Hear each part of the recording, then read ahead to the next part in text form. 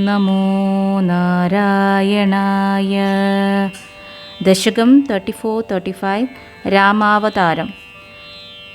ഗീർവാണൈരർത്ഥ്യമാനോ ദശമുഖനിധനം കോസലേഷു ഋഷ്യശൃംഗേ പുത്രീയാമിഷ്ടിമിഷ്ട്വാ ദദുഷി ദശരഥക്ഷ്മാഭൃതേ പായസാഗ്ര്യം തദ്ഭുക്ത്യാ തത്പുരന്ദ്രീഷ്വഭിത്തിസൃഷു സമം ജാതഗർഭാസു ജാതോ രാമസ്ത്വം ലക്ഷ്മണേന സ്വയമധ ഭരതേനാഭിശത്രുഘ്നനാംനാ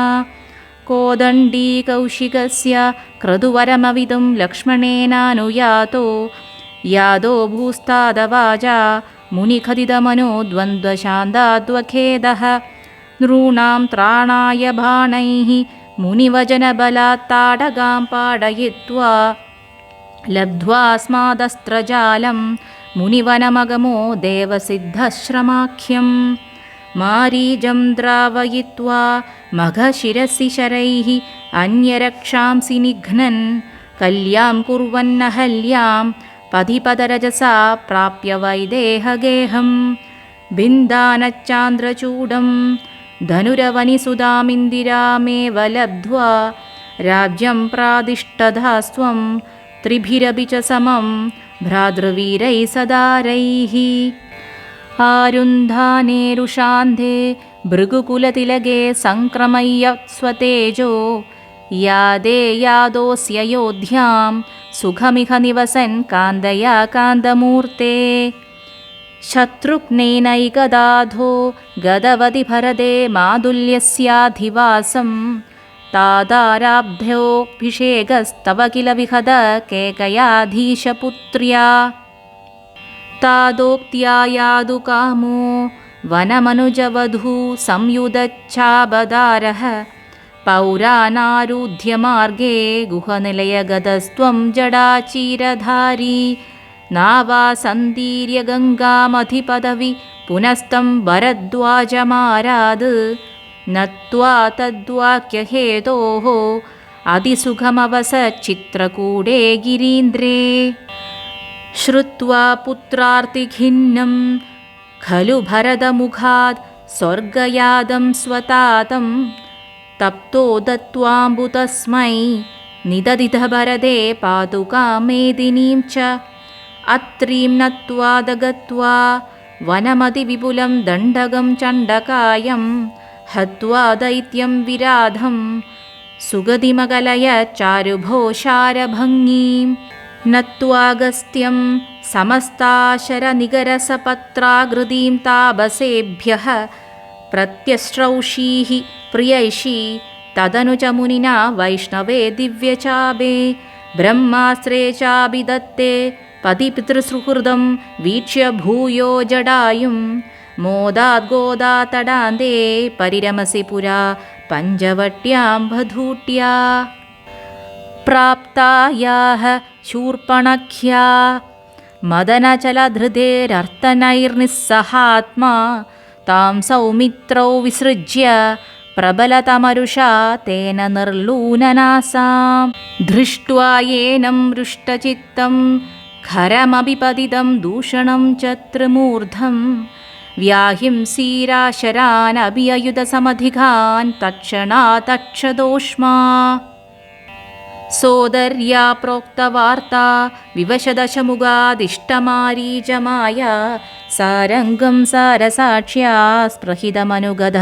പ്രാവധീർഭാണഘാതം തന്മായാ ക്രന്ദനിര്യാപിതഭവദനുജാം രാവണസ്താമഹാർഷീത് തേനാർത്തോ വിത്വമന്തഃ കിമപി മുദമദാഹ തത്വതോപായലാഭാത് ഭൂയസ്തന്വീൻ വിജിന്വൻ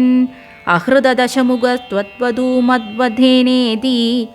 ഉക്ത്വാ യാദേ ജടായൗ ദിവമഥ സുഹൃദ പ്രാതനോ പ്രേതകാര്യം ഗൃഹ്ണാനാം തം കബന്ധം ജഗനിതശബരീം പ്രേക്ഷ്യ പമ്പാതടേ ത്വം സംപ്രാപ്തോ വാദസൂനും വൃഷമുദിതമനാഃ പാഹി വാതാലയേശ നീതസുഗ്രീവമൈത്രീം തദനു ഹനുമതാ ദുന്ദുഭേ കായമുച്ഛൈഃ ക്ഷിപ്താങ്കുഷ്ഠേന ഭൂയോ लुलविधयुगपत्पत्रिणा सप्तसालान् हत्वा सुग्रीवखाधोद्यतमतुलबलं बालिनं व्याजवृत्या वर्षावेलामनैषीर्विरहतरलितस्त्वं मदङ्गाश्रमान्ते सुग्रीवेणानुजोक्त्या सभयमभियता व्यूहितां वाहिनीं तां वृक्षाणां वीक्ष्य दिक्षु द्रुतमददयिता मार्गणाया वनं राम सन्देशं चाङ्गुलीयं पवनसुतकरे प्रादिशो मोदशाली मार्गे मार्गे ममार्गे कविभिरपि तदा त्वत्प्रिया सप्रयासैः त्वद्वार्ता कर्णनोद्यद्गरुदुरुजवसम्पाति सम्पाति वाक्य प्रोत्तीर्णार्नार्नोधिरन्तर्नगरिजनगजां वीक्ष्य दत्त्वां गुलीयं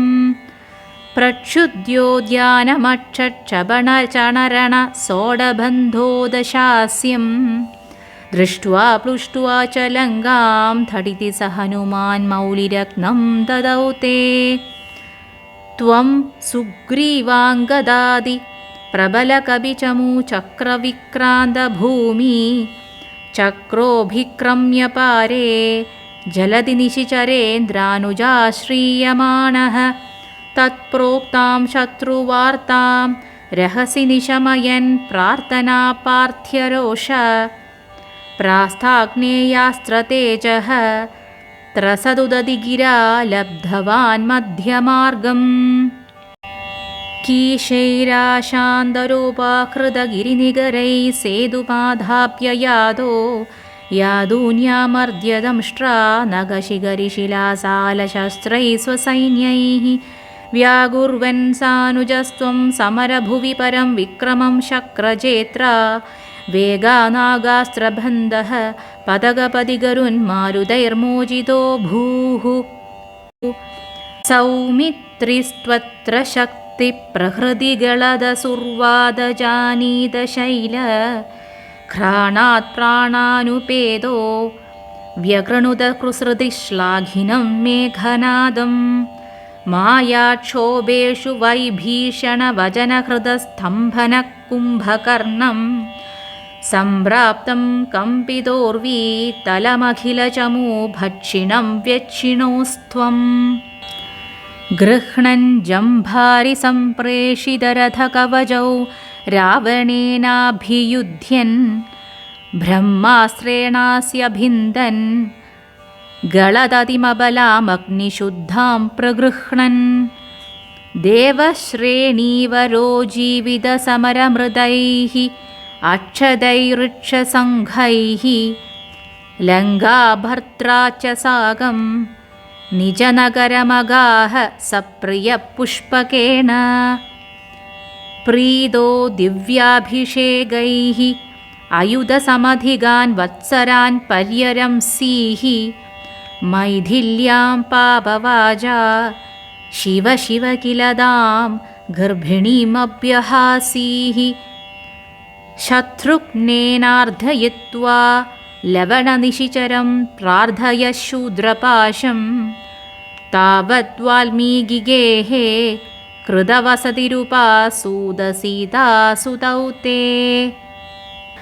वाल्मीके त्वत्सुतोद्गापितमधुरकृते राज्ञया यज्ञवाडे सीतां त्वय्याप्तु कामे क्षितिमविशदसौ